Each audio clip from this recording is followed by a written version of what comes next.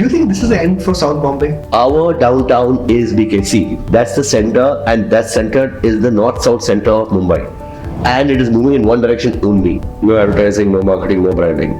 Between the three, Navi Mumbai, Thane and Mumbai, do you envisage your world the prices of Navi Mumbai could overtake that of Mumbai? Not possible, but I'm pretty sure it's a certainty. Num will be at a definitely 1.5 to 2x. Myself included, start getting irrational on the math which I mentioned earlier. Airlines, hotels and real estate. And to a degree, entertainment. Because the glam factor. FSI. Fall sense of investment.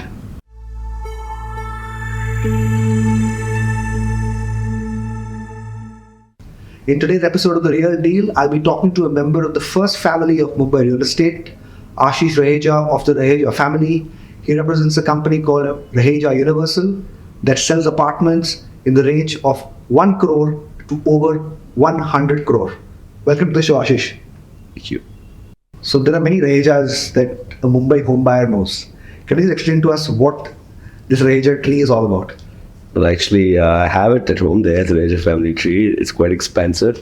My general answers, but it's my grandfather and his brother was the founder. And now we're in the third generation. The multiple offshoots, we're one of the, in Bombay, about 4 or 5 players. We're one of those 4 players. And there are others in Bangalore as well. Okay. So tell me, for someone like you who's grown up in this ecosystem for decades in real estate, was real estate the natural option to be in, or there were other professions you had considered? Personally, I wasn't as drawn to real estate, if you ask me individually, as in school, as well as I was drawn to art, painting, design. In college, as to tune out, I love math, but to tune out and make designs of buildings, as to go on family holidays, be it Gulmarg or be it Mahabaleshwar, to take photos of colonial architecture or Goa and Portuguese architecture. So design was the driver, especially building design. And since my family was in real estate, that became the natural platform where in a unique position where I'm the client and not the architect, where I can tell myself what I want to do. So it was not a business or career choice directly, but it tangentially became the ideal platform to experiment with my philosophy or my ideas of design. Some worked, some didn't, but that's how it came to be. So that was the first, we created the architecture department, and that's where I spent more than half my time. So in what year did you yourself enter this business? I graduated college in 99, school in 94, but I think I entered the business after 12th standard around 97, almost full time. Okay. And 97, 98. So that time, what sort of projects was your company? We had legacy lands, and we had mostly concentrated in, we had some in Malad and mostly concentrated in Bandra, Santa Cruz. And of course, my father was a chairman. Him and his team were pioneering it and already developing it. And as I used the earlier analogy of the design of the architect or painter, land is the canvas, and we were running out of canvas. So by 2000, I said we need to buy more canvas so that we can paint. So I started getting into the business of the ongoing projects and go involved in some of them, especially in Bandra, but more on the execution side. The designs were already locked in and the land was already locked in. To start fresh with a fresh canvas that wasn't available yet. So that journey started in 2001. Okay. So in 2001, when you started looking for a new canvas, what was your strategy to find that canvas? What were you looking at? See, traditionally, us and most of the family offshoots were concentrated in the western suburbs, the Bandra to Borivali belt. Specifically, Bandra, Santa Cruz was where we started in the 70s and 80s and grew to Darso, Andheri, Goregaon, Kandivali in the 80s. That was we barely were in South Bombay or other location. That was the bread and butter and safe haven. Middle income housing or luxury middle income housing. But beauty is in the eye of the beholder. What you see, everybody sees an empty canvas, an empty piece of land. This is 1 acre. I look at it that way. But you look at it a particular way, I look at it a particular way. Do you see, imagine what kind of building comes in. The value of the land is not determined on a per square foot basis. It's worldly. That's 5,000 a foot. That's Bandra, it's 4,000 a foot. Or that's Goregaon, 2,000 a foot. That was the commodity pricing for lands in particular locations. But certain land canvases were intrinsically undervalued or overvalued. Now, Bandra, Santa Cruz, very active. It was a no-brainer. There was no risk. We knew the selling price of flats. They'll go up 5-8% per year. Of course, in big bull market, jumps more. But there's no massive alpha to be made. It's already an existing demand. It's not a blue ocean. It's a red ocean. There's 10 developers. There's the 4 branded guys, the 4 medium guys, and the 10 other guys coming to that market. Everybody wants to be in Bandra Santa Cruz. Or later on, everybody wants to be in South Bombay. Later on, everybody wants to be in Lower Parel. The point is, what's the point of being in a red ocean? Strategy was find a blue ocean canvas where you get the land at what he's saying it's worth 10 crores.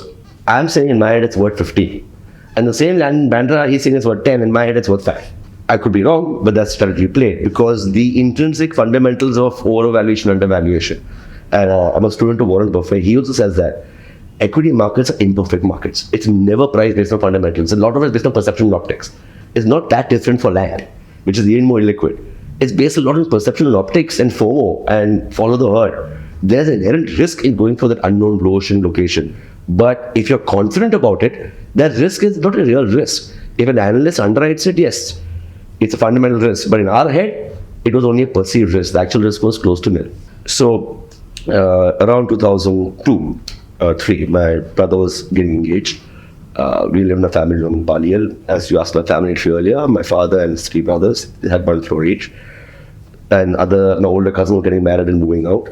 So my mother said, Rahul, your brother's getting married. You will also get one day. I think we should have 3 apartments. And let's find another small property.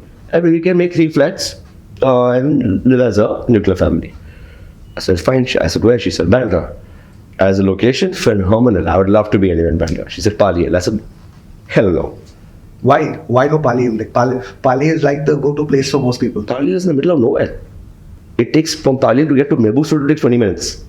It's a great address, like Beverly Hills. Doesn't mean it's a fundamentally good. It still is a great location. I'm not saying it's a great location. It's a phenomenal location. I grew up in Paliyal. So I said, anyway, if you want to, do it. At that time, Bandstand, Mumbai was trading, you won't believe it, at a 30% discount to Paliyal. Because Paliyal was an address, yes. But 3% is a good alpha, but not a great alpha. And I said, it's 30% is in Paliyal, and my opinion is worth 20% more. So it was a good alpha. I said, fine. Because the personal choice, let's go. But there's no land available. It's all collector land, leasehold land, kuch clean land, and we need 1,000 meters. See, what if I get you land? And think, but the mother's brilliant, in her genius networking, which she's good at, she found a willing seller, not a willing, unwilling seller, who's, I will not name him, but his wife was his good friend, one of the billionaire entrepreneurs of India, and got me an audience with him. At 6 a.m. at the Orchid Hotel, I met him. I said, listen, I'm not selling, but my wife has told me I have to at least give you the opportunity. 1,000 meters, 25 crores, take it or leave it. So how much time do I have, sir? I thought, give me a week, you have 15 minutes. So I step out. I call up one of the architects in South Bombay, Mr. Nashutulati. He wasn't available on the phone. I called his colleague and I said, you land in Annie Besant Road. Is it available? He said, yes. I said, how much? He said, 26 crores. I said, down. Now, all the sums, what's a great deal here? 25, 26, what's a great deal? Simple. The 25 crores was leasehold land. 50% goes to collector. By the time it came home, it was 40 crores. That came home with stamp duty and that lease was 10%, came 30 crores. Again, what's the difference? 30 for Worli, 40 for Bandra. This was 1,000 meters, that was 5,000 meters. So 5x, 80% discount on a per foot basis, and FSI 1.33, FSI 1. On a per square foot basis, it was trading at 15% of Bandra. That's Delta. And today, you know where any Besant Road is, and what's the Delta? It's almost none. Here it's at 1 lakh, and there it's around 80-90,000.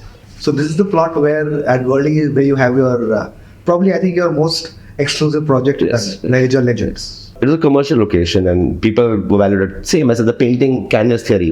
Everybody saw office. We saw residential. And nobody goes residential because 25 Male entire Worli City skyline was blocking it. So fortunately we think like our organization does as design and innovation, not as builder and FSI. FSI for us is not the currency. The currency is 2 things, net present value and the design innovation. FSI just happens to be the commodity that fuels it. It's not the currency. So design innovation was start the first floor 26, start the first floor 25. So Worli CFS land, keep in mind, was priced same as Bandra.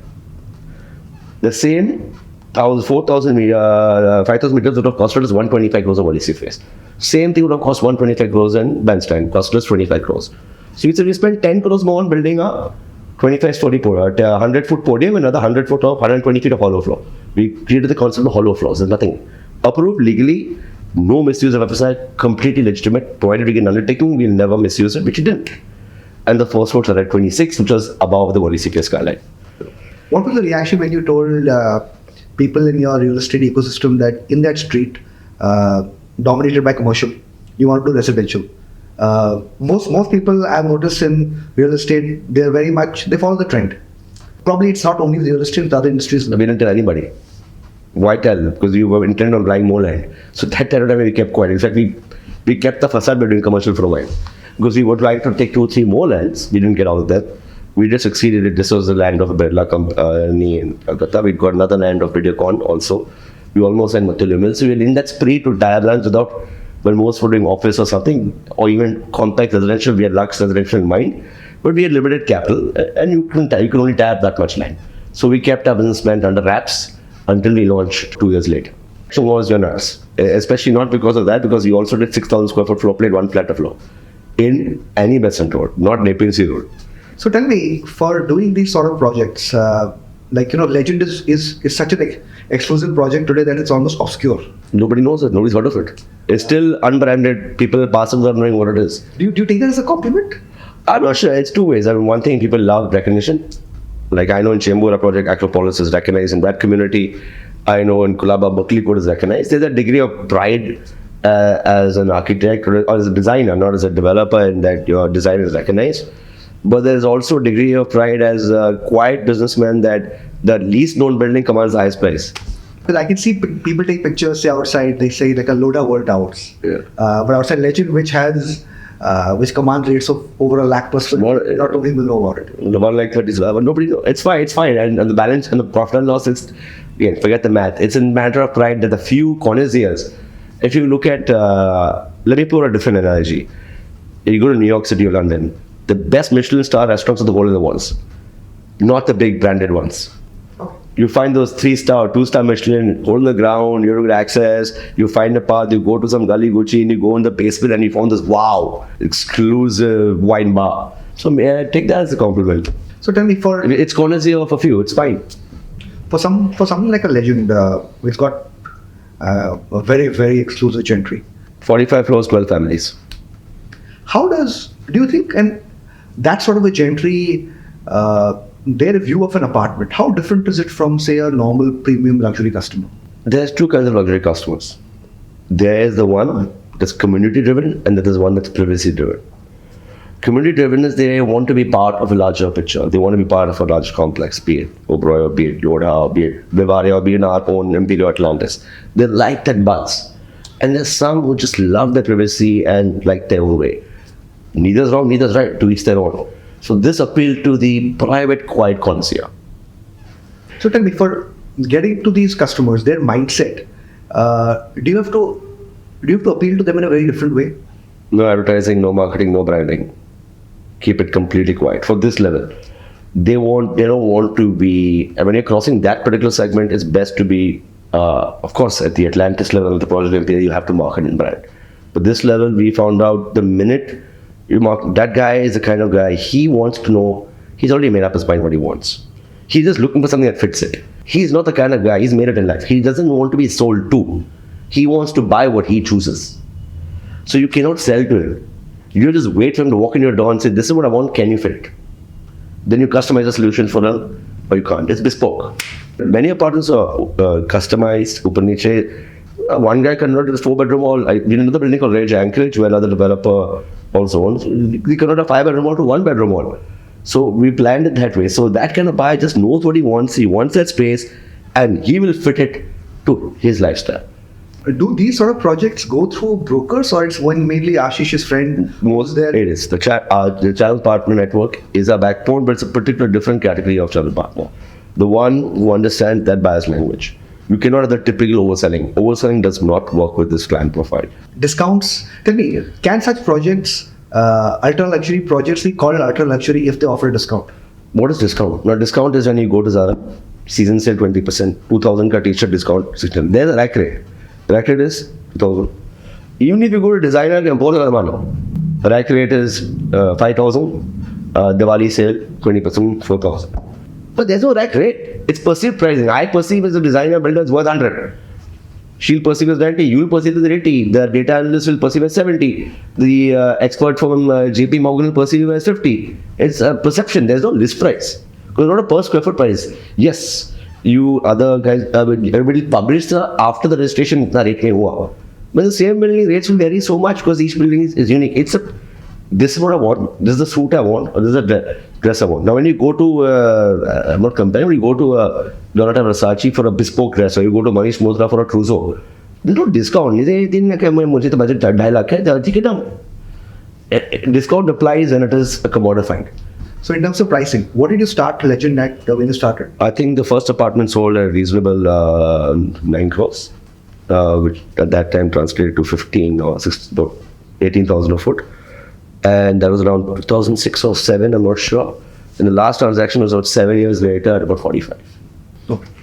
Away from Legend, there's one other project that you've done just close by, Atlantis. It's sort of gotten overshadowed by what Lodha World Towers has done in that market. I think Lodha's done a brilliant job. He came in and totally transformed the location and did very well with it and did a phenomenal job. And he had risk appetite and execution skills, hats off to them. In a small way, we went, but to our credit, we went before that. So just when you went over there? We went in 2003. Everybody else came in 2006. There was one guy before us, and credit to him was Phoenix. But that was the Phoenix Mills had their own land and they did a good job. But it was an unknown location. Videocon had planned compact apartments, Worli Naka. And there only was a community.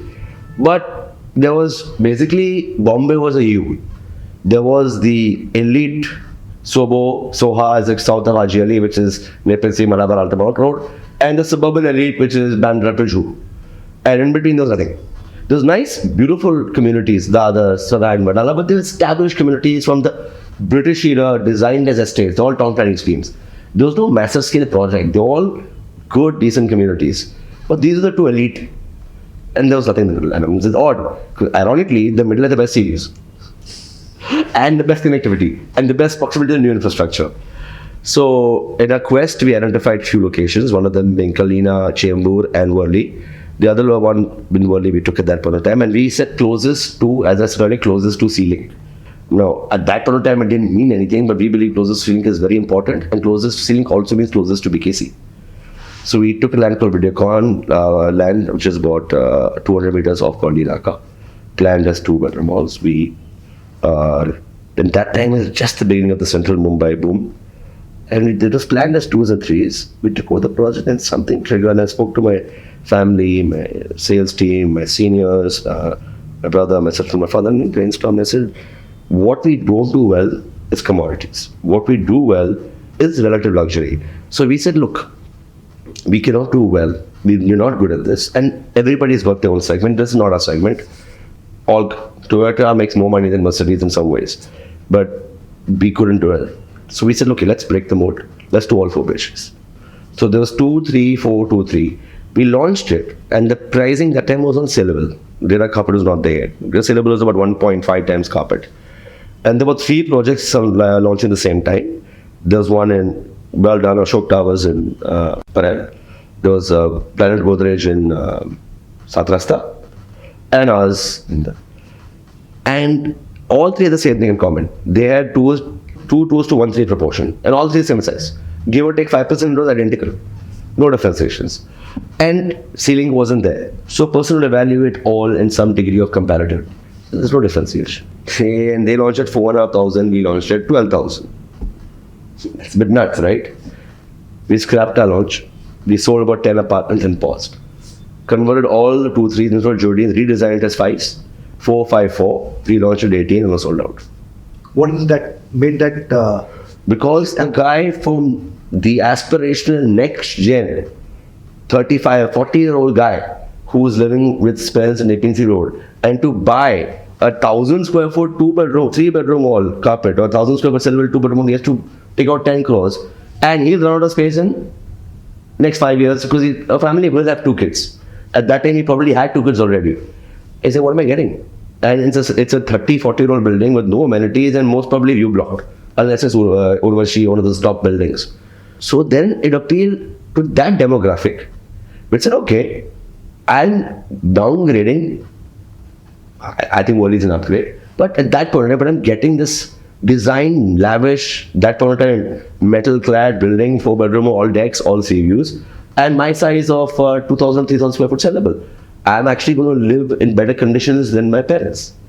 One of the undermentioned projects about your company is a fairly sizable project in Chembur, Devnar. I don't think before you entered I think there were two branded projects under. They were smaller scale.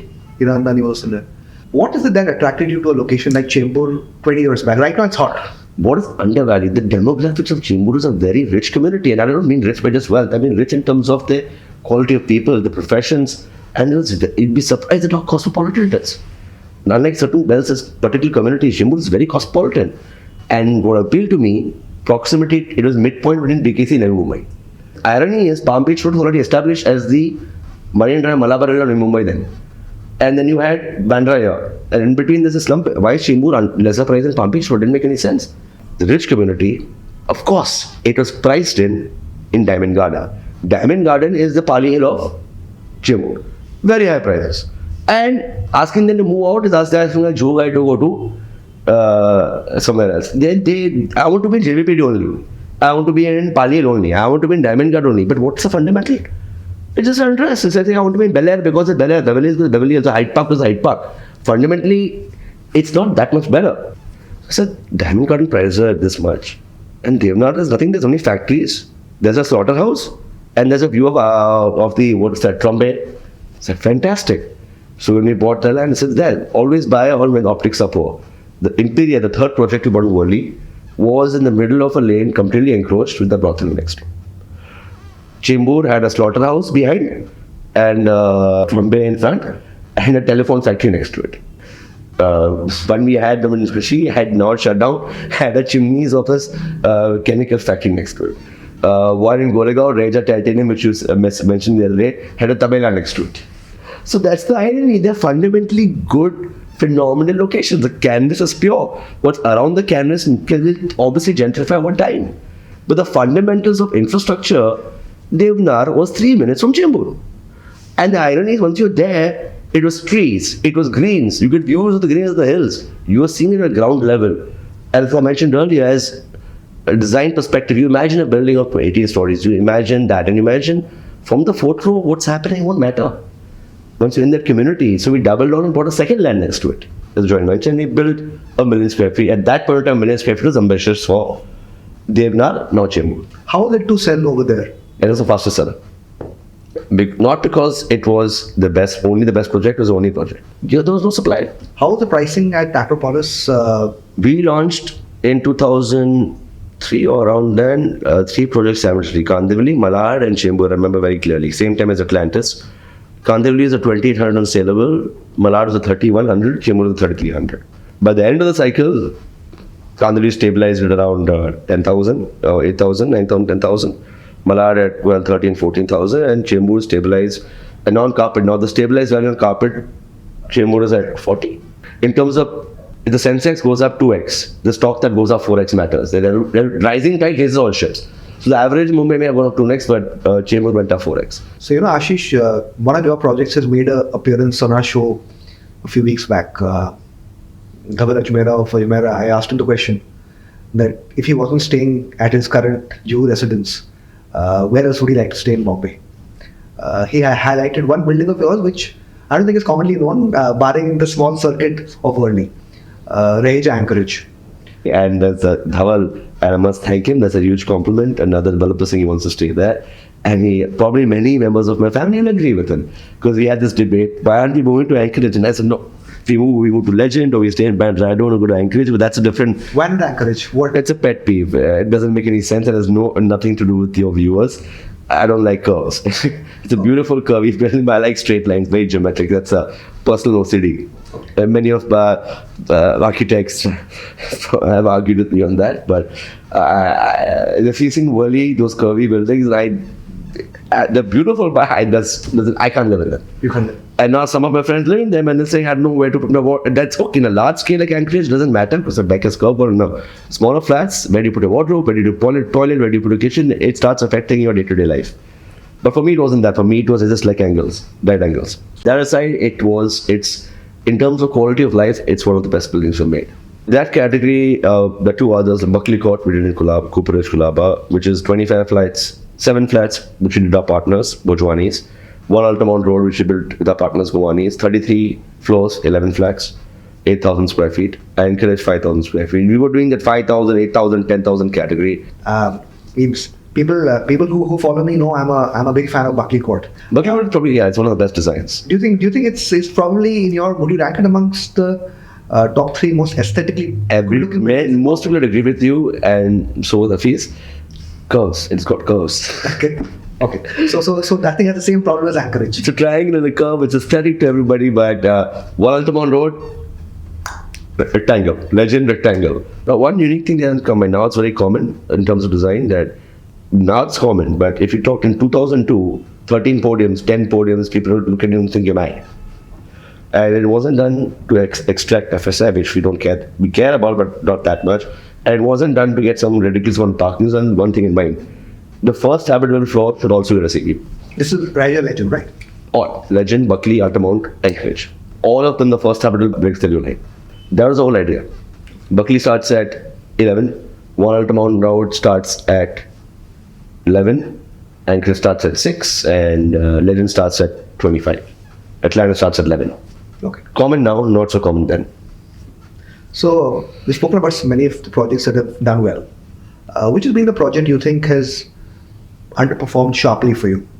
For example, Raheja Tipco Malad, did very well on top line, Malad East. Fantastic location. But we went overboard in the construction cost. We went to the LLT, the cost was very high. We did a lot of innovations, but we did my one, we did fast construction, but we sold too quickly. And we constructed after. So we actually we made less money because we worked on reverse inflation. You sold at 2004 prices, but you built at 2006 and 7 prices. So that, in terms of profit and P&L account, that was not a good example, but it got us a name and got us familiar in the market, and that paid off later. Similarly, Raheja Empress, unknown. It was predecessor to Atlantis, Legend, etc. It's Prabha Devi. This is going back to even earlier, 2001. Prabha Devi, 2003, we built only 4 bedrooms, 3 bedrooms, and it did well. But because we over-designed it with 4 podiums and still 10 4-bedroom walls, but still the Prabha Devi market could not accept that, and we sold off plan. Had we waited till it was ready, we got the price. But we over-designed because we were busy building our design brand rather than looking to P&L. So yeah, there are some projects who did not perform as well on the P&L. But in terms of design, etc., they all are done between good to excellent. But in terms of financial performance, there's a lot of relativity, but most of it is because we have got overboard on cost, but rarely because we underestimated the value for sale. So our second places where we did not do blockbusters, where we did commodities. Where you did a standard, without the design innovation, you did a standard box and cookie cutter, they were average performers. I'll not name them, but we have them. Everybody has them. Those cookie cutter projects did average performance. Have there been any projects of yours that have made losses? Niranjan Hirandani once told me that the only project he made a loss was the one at Kharghar, where he couldn't even recover the construction cost. Everywhere else, he's managed to make a lot of profits or some profits. Similar to Niranjan uncle, Kharghar was too far ahead of time. And we did the same thing to Bangalore. We went out there and we thought like Mumbai, and obviously the purchasing power, the thought process is different. We lost money. And had we mentioned another uncle, he bought a project which had 2 or 3 towers in the shopping line. He was ahead of time. But wherever he's done 100 acres ahead of time, you lose money in the beginning and make a lot in the end. So the question is, which project lost money? Maybe not, but which phase? The really blockbuster projects will definitely lose money in the first 2 or 3 phases. Because you have gone to a blue ocean unknown location, and to establish that location, I wish sometimes now on a project of ours, 2 other competitors have come. I'm like, thank God. That means somebody else is going to pump into infrastructure marketing, others give you all the heavy lifting. Your one big project is the one at Navi Mumbai. Yeah. I had the chance to visit it last year when you just launched it. What is your vision for that sort of a project? It's a large land parcel in a location that isn't very mature. Are you looking to just replicate what's happened at Chembur? Is that the approach? Have you heard that saying? It's very common in American parlance that kid lives on the wrong side of the road. It means the wrong side of the neighborhood, or that's the dark side. That's all it is. We just happen to, we happen to be the wrong side of the road. It's as simple as that. But now that can switch. At one point in time, Link Road, Malad, Goregaon, was premium to highway. But the infrastructure on highway is not better than Link Road. And the equalizer is not better. It's optics. If you just cross the road, you're in prime narrow road. You're on a little bit further here, you're DY Patil, you have L&T Mall, etc. It's the same philosophy. Take a piece of land in what is perceived to be an unestablished location, but fundamentally, it is 3 minutes from DY Patil. It is 8 minutes from Toll Naka. It is not 20 kilometers from Panvel city. So fundamentally, the strong vision is to build a premium in-city township. You would obviously, investors or purchasers who come in phase 1 or 2 will get the upside. But that's, as I said, the price of a larger layout is you do make less money in the first phase to establish it, and you reward your first adopters. Be it technology, be a thing. Everybody said the first adopters actually take the highest risk, also make the highest return, but we don't mind. And we'll make money, we'll actually make our profits in phase 3 onwards. So right now we are on 2 and it's establishing well. The vision is to have what we have done so well in Mumbai. What is missing in Navi Mumbai is a fantastically well-designed city, but the prices are also controlled parcels. The lands are controlled by Sitco and MIDC. That means that 1 acre, 2 acre, 3 acre auction. There's no integrated township in city. Yes, the beautiful townships coming up in Panvel and Naina, but in the city there's not. So that project of yours, what's the overall end game? I think when I last visited, the plan was to have about 20 odd residential buildings. Is there going to be a commercial element? Mixed use. It's going to be commercial, retail. But currently it's going to be 5 worlds. There's the living world, which is residential. There's a business world, which is offices for sale and also leasing. There is the retail world, which is having high street shopping, not a mall.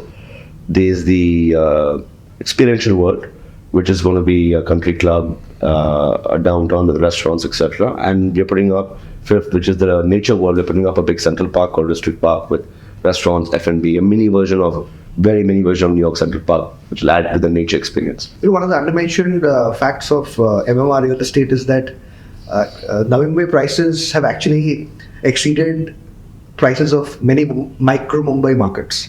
I had the chance to visit the L&T project in Seawoods. That was sold out. Phenomenal project. But then the lady who attended to me at Seawoods, she said, sir, at your same budget, we have another project in Powai. You can buy that.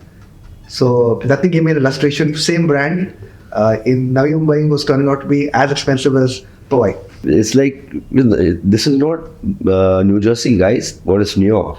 This is Navi Mumbai. It's actually a notch higher in terms of infrastructure. You go there, you walk on the high streets, and people you talk to, it's a whole...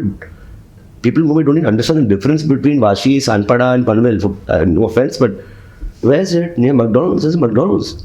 McDonald's halfway to Pune, man. They're working to which McDonald's? The one, जब खंडाला जाते हैं उधर है क्या? I said, what are you talking about? It's 3 minutes from Toll Naka, there's 30 kilometers from Toll Naka. It's the difference between Loper and Mira Road. I mean, both are great, but that's the distance. So the perception of Mumbai towards Mumbai is very different, but the guys living there are smart, like Thana. People who live there know what it's worth. People living in Mumbai know what it's worth, but now both Thana and Navi Mumbai are primarily migratory satellites. They're not satellites anymore. Now they've got their own economies. Now, Kalyan's become a satellite to Thana and Panvel's become a satellite to Navi Mumbai. These have become now quality extensions to Mumbai, and Thana is at places higher prices than Mulund and Pandu. It's a premium to Pandu. Similarly, as you mentioned, Navi Mumbai is at premium to certain elements of suburban Mumbai. Between the three, Navi Mumbai, Thane and Mumbai, do you envisage a world in the not so distant future, maybe 20 years from now, where prices in Navi Mumbai could overtake that of Mumbai? It's hard to imagine. Let's go back to 2002. I'll take a few minutes. Uber, Kaf Parade, Borivali. 2005, Kaf Parade, Borivali. Andheri, Andheri. 2008, 2009, 2000, go on, and now, 2023, equalized. So in hindsight, it seems normal, right? Today in foresight saying in 2040, not 2035, not possible, but I'm pretty sure it's a certainty. Because ultimately, property price is not just a function of what you are ready to buy for and what I'm ready to sell for. It's a function of how it affects your daily life. Kaffarid is a great example. It was a phenomenal quality of life. Mr. Maker did a phenomenal job, but ultimately all the offices, jobs, schools, hostels all moved to Midtown and BKC. The mainland Mumbai is where all the futures will come. The centerpiece being the NMIL being executed by Navi, and connected to the Trans-Harbour link. You have the Vashi link, the massive amounts of land, connectivity to Pune. The number of infrastructure being put in Maharashtra, the maximum amount is being put in the Navi Mumbai area. And infrastructure goes, housing and office, jobs follow. Where jobs go, housing follows. Where housing follows, social infra follows, like schools, hospitals, malls. And then that cycle is complete, the premium upside comes. The first most big advantage with downstream, yes. As I mentioned, where did Bike start at 4,500? It was a discount to Bandra. Now they're trading at almost half of South Bombay and 2/3 of Bandra. So I'm not saying it's going to beat Bandra, but I'm saying relative to its suburban counterparts, Navi will be at a definitely 1.5 to 2x. You're saying Navi Mumbai will be... To its suburban counterparts. Its counterparts means equivalent counterparts. Let's keep Bandra Prime as an exception, Worli Prime as an exception, you can see these exceptions, Warsaw Prime is an exception. But the counterparts, if you compare equivalent Vashi to Bhandup or to Ghatkopar, yes, there'll definitely be a premium. Vashi will definitely be a premium tomorrow by more 50 to 70%. I'm talking about 2035. You refer to Mud Island. I had shot over there a few months back for another of my shows. Do you think that's a call by you that went right? I think that's my parents, my father. He did source that land along with his family. We have taken the legacy forward, and the first innovation there was it was traditionally considered like an Alibag or a bungalow destination. We went to Miami, where we saw even the weekend homes in Miami are vertical towers. The project called Fisher Island. Fisher Island is 2 kilometers away or 1 kilometer away without a bridge from South Beach, Miami. South Beach, Miami is equivalent to Warsaw. Fisher Island is equivalent to Mud Island. The irony is we saw Fisher Island prices were commanding a 50% premium to South Beach because it was an island. Here, of course, that's the Americans and Oprah Winfrey's house there. It does not work that way. We need the bridge. So the vision was one day it will be Warsaw. And with that in mind, in anticipation, we started doing high rises, 12 stories, 20 stories, now 35 stories. And that vision is playing out. And I think that is one of our company's great legacies. And the turning point of the legacy being when the bridge finally starts work. So, of course, that bridge has been a long wait. It finally seems to have got a big push a few weeks back. Does that change the game altogether for you? Totally. As you said, in Indians, there's a sense of information or infrastructure fatigue. We hear, ho raha hai. It's like, the building aa raha hai. So it's there. And it's a reality of our Indian condition for all of us. But two things have changed. Firstly, biggest milestones is normally in any project is in recent times, and rightly so, is environmental controls. And the second is community controls. The community has to have a say in it. In this particular case, and the third is how much the government wants to champion it. Here, the community has given its approval. Equally important, the environment and coastal zone authority have given the approval, which was not there. And thirdly, there is champions of the government who want to deliver infrastructure. And then they want to lead it. And the fourth is the funding is there. When there's money and there's will and there's intent, the approval, the likelihood goes dramatically higher. The amount of like the Worli ceiling book, the coastal road is going to be done in less 10.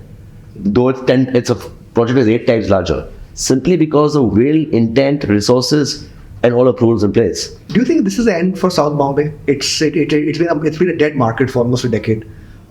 Commercial removed, residential prices have fallen in. Our downtown is BKC. That's the center, and that center is the north-south center of Mumbai. And it is moving in one direction only. As much as western infra is opening, you cannot expand land westwards, it's the Arabian Sea. So the only next shift is east. The access was moved from south to north to BKC, and further growth is from BKC eastwards towards Navi Mumbai. That's it. Everything else is ancillary. South Bombay has got legacy communities, but largely it's already moved to Midtown, which is very rich cultural life, great sea views. The advantage of Midtown like Worli is, unlike Bandra, Khar, Santa Cruz, you get the larger developments, not that much congestion, sea views, great social infra. Yet you can get to BKC in time. And no one's asked me, can I get to Navi Mumbai point in time? They all ask how far is from BKC or lower. But south of Haji Ali, the super elite are there, but it's cut off from everything else. Even with the infra, a friend of mine asked, dude, Marine Drive, let's see. I said, yeah, Marine Drive now has a potential upside. He said, why? Because you are now Bandra South, because Coastal Road is coming. It is no more, we need to get to you. You are Bandra South. So that's your advantage. So it's Bandra, and there's Bandra and there's also. So basically, South Bombay has a future if it repositions itself in the audience. As a cultural center, it is gorgeous. Let's not take away South Bombay's advantages. It is culturally beautiful. You go to Khala Goda, you walk the streets. It is reinventing itself as a food, beverage, and cultural location. The architecture of South Bombay can never be replicated. The BMC building, VT, Asian Institute, all that is phenomenal. We'll go there for restauranting, people will live there. But I don't see it other than the finite market moving there. And they have rich community life, be it Bombay Gymkhana or CCI, they love it there. But they don't represent more than 5 or 4% of the market. Everything else is North really. Do you anticipate a phase? Just when you mentioned you studied, you passed out in 1999. That time Malabar Hill was Malabar Hill. The Pepsi Road was also as premium. Do you anticipate a world in the next 10 years where prices, say, of a Malabar Hill would be on par with a not so premium suburb? Yes. A premium suburb, but not so premium. I see Versova catching up to Malabar Hill. Again, infrastructure. Bandra Versova Sea Link. Versova will be a beautiful community, great views of the ocean. Versova will be just 7 minutes further from BKC. And why I'm saying Versova? Because it's at the coastal road exit. As I said, buyers are looking at not just infra, but the micro data. You may say Juhu is better than Versova, but it has no exit. It has exit at Juhu Kolivada. Between Juhu Kolivada to Versova, there's nothing in the middle. That means you'll get stuck in traffic on Jutarno. But if you live in Versova, Satrasta, you can reach Bandra faster than you'll reach from Saya. You will reach from Versova close faster than Bandra than you'll reach from Khar. Sounds ridiculous. Versova is closer to Bandra than Khar. So that will be one suburb I see potentially that will outdo Marine Drive or in Malabar. Malabar will last more than 10 years because it's got the super elite. But the rest of it, like Bandra Prime will definitely beat South Bombay Prime. Similarly, suburban next rung, second rung will beat South Bombay second rung. A decade ago, you were on the cusp of doing an IPO. Do we see you do that in the medium-term future? I could be wrong, but I believe real estate intrinsically is not a listable industry unless you have sustainable, predictable revenues. And predictable revenues on a quarterly basis, which is only a few rare breed of really good developers who have got landmarks that can last 20 years. Anything that's a 3-year or 4-year cycle, your quarterly analyst will kill you. And when you go for a second round of funding or a QIP or an FPO, you're going to get slaughtered. And the bad downturn and you get a bad May. Ashish, at the industry level, real estate is probably the most poorly perceived industry. Common public का view है सब industry हो रहे हैं. How do they? I'll give you a simple example. The first cleanup of the last decade started in 2012. What we call innovation, you asked me about design innovation. You asked about land innovation. Discuss all these things, how you differentiation. There was one big differentiator in 2012. It was called FSI innovation. People redefined what FSI means, which was, I can understand, let us change the designs, we get a better view, or a better kitchen, or a better Vastu compliant living room, or go to a location which is 20%, 50% lesser price, only 10% weaker. But how do I make house 2 plus 2 12? वो math मुझे समझ में नहीं आया. And that is where we started losing ground. But how did that happen? It happened because the DC rules were great, but there was, and the irony is the biggest money was not made with the builders, it was made with landlords. They said, "तू चोरी करने वाला है तो मुझे ज़्यादा." And it wasn't chori, it was legal loopholes, and that's all been shut. It started in 2012. Mumbai has fallen back in the commercial world a lot because of its cost of living, of which housing plays a big role. Will Mumbai always remain an affordable market? Yes. Desire to live here is not just the desire for jobs. It's also the desire to live in a thriving cosmopolitan city. And there's a price attached to that. The demand first dictated the high price your willingness to pay in Mumbai. But what's changed, particularly for Mumbai, which I do not know about the other super metros, is unlike a Bangalore or a Hyderabad, our cost of land is very different. If you buy land in Bangalore or Noida, there comes the built-in FSI of 3 or 4. Here we have built-in FSI only 1. So what many people don't understand is that 1 crore home in Bangalore and the 2 crore home in Mumbai, the developer makes approximately the same margin. Most cities have 20, 25 stories. In Mumbai, 25 stories is a low rise. So our time, because we are optimizing the FSI, we take 2 years longer. So that means you have to carry that interest on an average cycle 2 to 3 years longer, which is another 10. If you take 12% or 11% pay, it's another 33% on cost. So your banker is a larger profit share in Mumbai than he is in Bangalore. Simply put, in what looks like 100, land and construction is 50, BMC and banks take away 30, we're left with only 20. So you ask me to reduce price to 20, fine, zero profit, while you build. And where's the margin for error? The project is delayed by 1 year. Or the prices drop by 10%, the project is not viable anymore. But then there's a reason for taking a project in a industry like real estate, which has many risks and many variables. It's such a thin one. Why would so many developers then embark on so many projects? 3 industries are driven partially by the math, but at once upon a time it is viable still if it's sustainable. But the super boom gold rush is gone. Now it's a constant bronze to silver rush. And that happened because of the India story and the Mumbai story. But 3 industries I feel sometimes, myself included, start getting irrational on the math which I mentioned earlier. Airlines, hotels and real estate. And to a degree, entertainment. Because of the glam factor. I want to produce a movie. I want to make a building in Altamont. I want to have the tallest building in Borivali. I want to have a 400-room 5-star hotel. I want to have the best service airline. And then rational financial math goes down the chain because of the glam factor. So it's in a way vanity. I think that's the correct word. I'm not saying all, I'm saying some. And these are, I'm not talking about the developers, I'm talking these are the vanity industries. You pointed vanity, you pointed mismatch in terms of a developer's expectation. A lot of that is driven by FSI. One famous Delhi politician called most Mumbai politicians as FSI politicians. Okay, many people from your own industry have advocated for raising FSI to boost affordability. Has it helped affordability? FSI, fall sense of investment. That's the abbreviation you follow. It's a great. FSI is a currency. It's like capacity of a factory. This factory you buy has a capacity to produce 100 cars, right? But all 100 cars is the same. I'm sure Mercedes will make a different car, Jaguar will make a different car, Toyota will make a different car, Fiat will make a different car. It's a unit. Now, isn't 70 Mercedes worth more than 100 Fiats? No, Fiats are good, but don't you think 70 Mercedes will sell for a better price than 100 Fiats? So what matters more, the financial profitability of Toyota Mercedes or the number of units they produced? It's the same factory. May not be the best analogy. FSI is only worth as much as the developer and work with the architect can optimize it in terms of user experience for the customer, which translates into revenue. If I told you this is a project in, say, Malad, if I can go up to 60 stories consuming the full FSI, and then we are voluntarily pausing at 45, giving up 25%. Sounds stupid, right?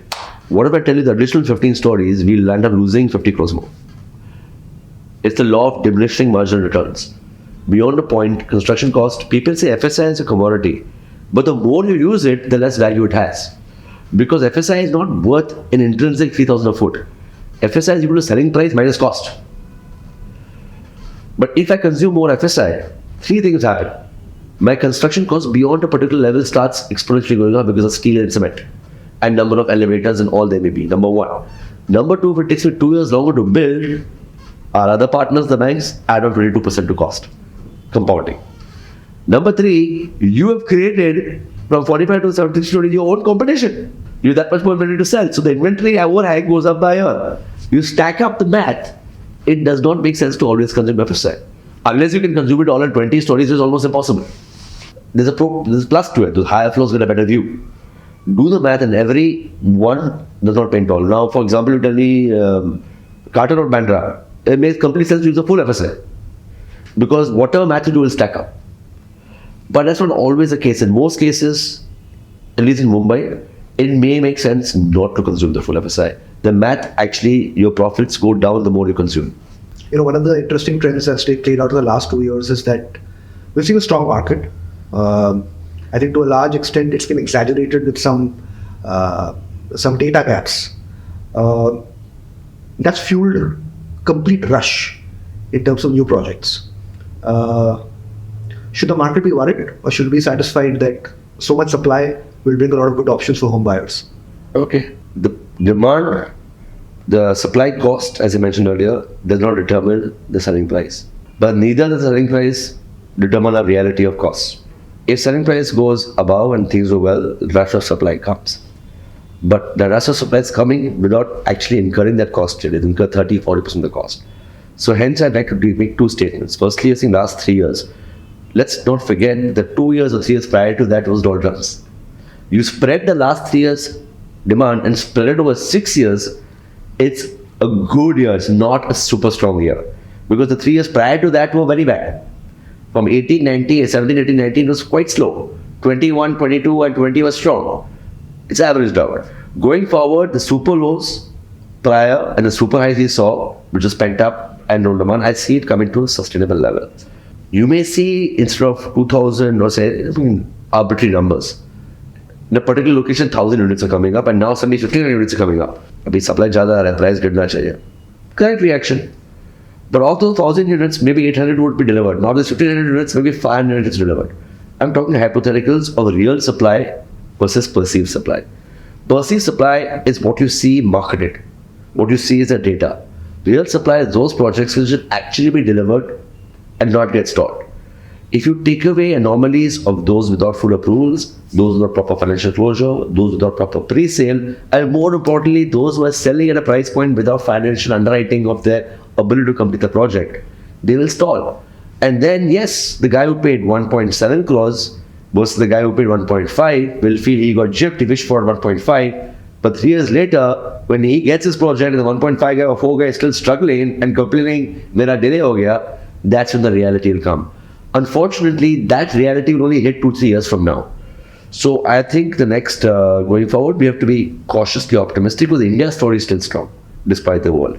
Mumbai demand is still strong, but we shouldn't be assuming, except where there's a massive infrastructure play, like an airport or a bridge or a trans hub or a metro, we should appreciate that we should just be cost inflation increased. Okay. Prices should not be jumping, there'll be cost inflation, with the one exception of infrastructure plays. Okay.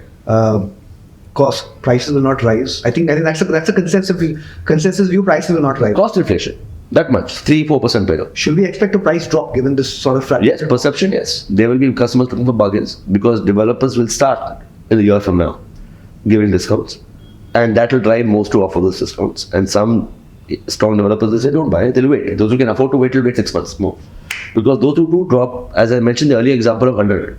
100 may 50 is land and construction, 30 is BMC, and 10 is interest. So I've got 20. Typical margin is 20 to 50. If you drop your prices by 10 to 15% your project and you delay by 6 months your project from viable, it can't complete.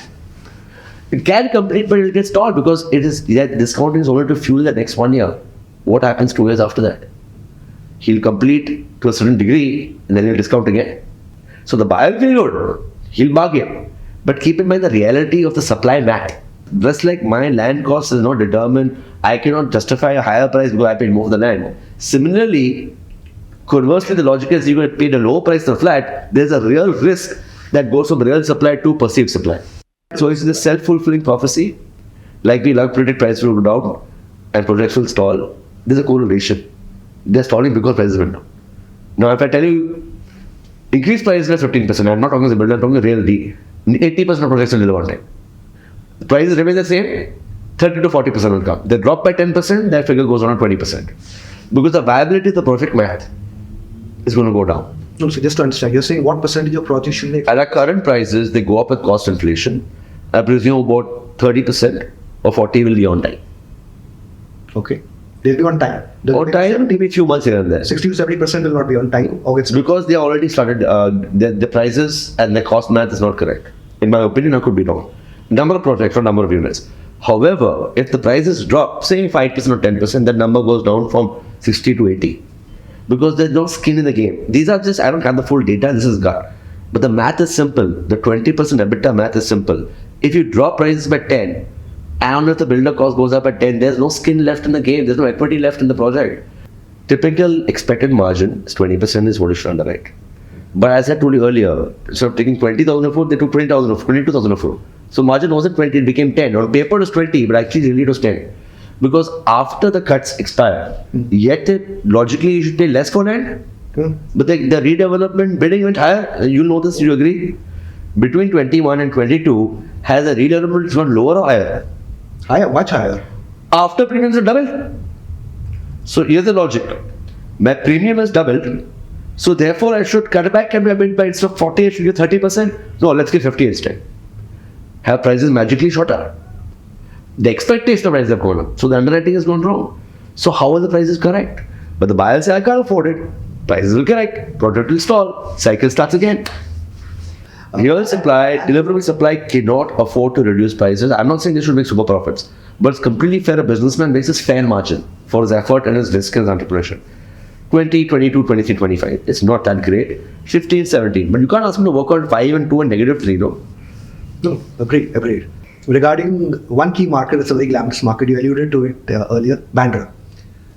Tremendous amount of redevelopment activity across Mumbai, in Bandra as well. Looking at the offering so far, it seems high-end, luxury. Do you think we could see in Bandra car what you saw at Lower Parel 10 years ago? Molly 2.0? Yes and no. Bandra, as cosmopolitan it may be in its nature, migratory, its catchment demand is Bandra car Santa Cruz, is Bandra car Santa Cruz. Not even Juhu. Juhu will only stick to Juhu. Andheri will stick to Andheri. Worli will barely come to Bandra. So the demand is finite. Now in that demand, you're targeting the 10-20 crore segment, it's finite. In Worli Lower Parel, fortunately had far more leeway. And even then it took 7 years. That to having 4 crores to 40 crores. So I see this is going to be a little bit as challenging as the Worli Lower Parel cycle, but different in nature. Would you be more worried about Bandra car Santa Cruz versus Lower Parel? Because while you said the range is from 4 to 40 crores at Lower Parel, but it had a very consolidated bunch of developers operating there. Bandra car Santa Cruz is very fragmented. So there you have maybe 7 developers, 8 developers operating in mega projects, holistically planned, parking infrastructure, etc. Roads got widened. And as I said, the target, it was 2 advantages, 4 to 40 crore segment, and target market was Bandra to Kulaba. So here, unlike there, one project stalls, 1,000 flats get stalled. Here, one project stalled, 20 flats get stalled. That's the good news. The stronger guys are the ones who have taken or may have been over, but this is complete to keep their brand and reputation alive. They may even take a lesser profit or maybe even a loss. So I see it will get delivered.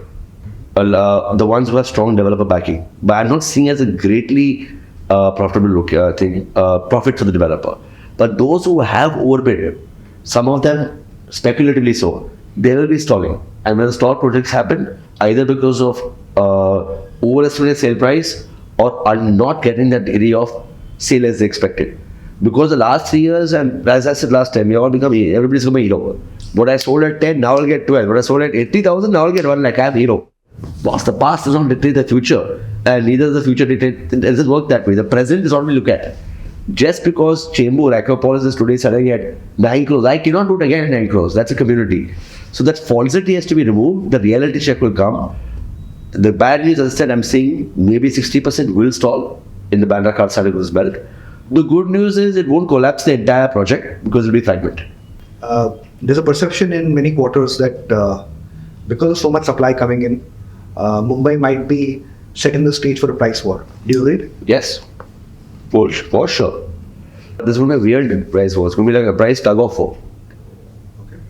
So you, as I mentioned earlier, there's your perceived supply and your real supply. Based on my math, it could be wrong. If 100 units is your perceived supply, 30 is the real supply. That means 70 is the non-deliverable supply. So a tug of war is going to be between the 30 and the 70. The 70 will get weaker, the 30 will get stronger.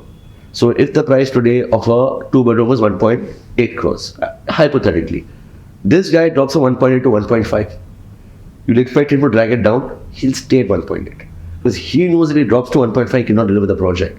As I mentioned earlier, the typical margin is 20%. If you drop your price by more than 10, there's no project that's that viable. He is just selling at that price because he needs to pay his monthly cash flows. Labor, contracts, vendors, bank, interest, and next month dekha jayega. Let's load it to the balance inventory. But it doesn't work that way. If you go from 1.8 to 1.5, you can't assume my remaining inventory will go to 2.2. That's not how reality works. You can make those adjustments on your Excel worksheet. But the 30% guy is going to say, hey, 1.8 is my break even. I will service it, I'll find a way, but I'm holding it. But once I drop to 1.5, forget 2.2, I'll never come back to 1.8 again. He'll hold still. He'll maintain the project sustainability. And the minute he goes 1.5, you think all his friends and say, mujhe bhi 1.5, 1.6 mein chahiye. He'll keep increasing losses.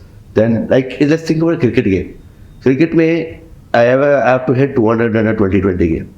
I hit sixes in the beginning, they can afford to take ones. But if I keep hitting average ones and twos, and now the last 5 overs, I'm going to hit sixes for all 30 balls. Is that possible? Or I lose the game. So the backloading their pricing by selling earlier, cheaper, you will get into trouble. Much like in a cricket match, you have to start in a 20-20 game. It's not a test match. You have to start hitting. You hit a run rate of 6 or 7. You get a run rate of 3 or 4. You're finished the last 10 overs or last 5 overs. We'll wrap up this segment. Coming up next is the fun segment. The first word that comes to your mind when I say builder. Let's take a The best real estate project in India according to you. TLF Gurgaon. The one quality needed for a builder to succeed in India. Foresight. What's the first word that comes to your mind when I say these company names? Godrej Properties. Top line scaler. Oberoi Realty. Quality in scale. Wisdom J. Redevelopment master. Hiran Dani. Township creator. Lowdown. Whoa. Wow. Super scaler. The one underrated part of a project that a customer should keep in mind before he makes his purchase.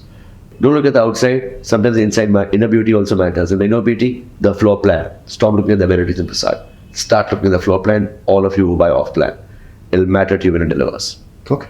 Which is the one project of your competitors you wish you had done? Yeah. Oberoi Garden City. What is the one thing that would be your deciding factor if you were to go and buy a home? Sea view, floor plan. Offline or online brokers? The future belongs to whom? Future brokers, offline. The percentage will change, but they're there. In terms of architectural style, the style that fascinates you the most? Miami, blues and glass. The best architect in India according to you? Me? Outside of here. I can't answer that. And my final question, your personal preference, a penthouse or a mansion? Penthouse. On that note, thank you Ashish for coming on and all the best for your future projects. Okay.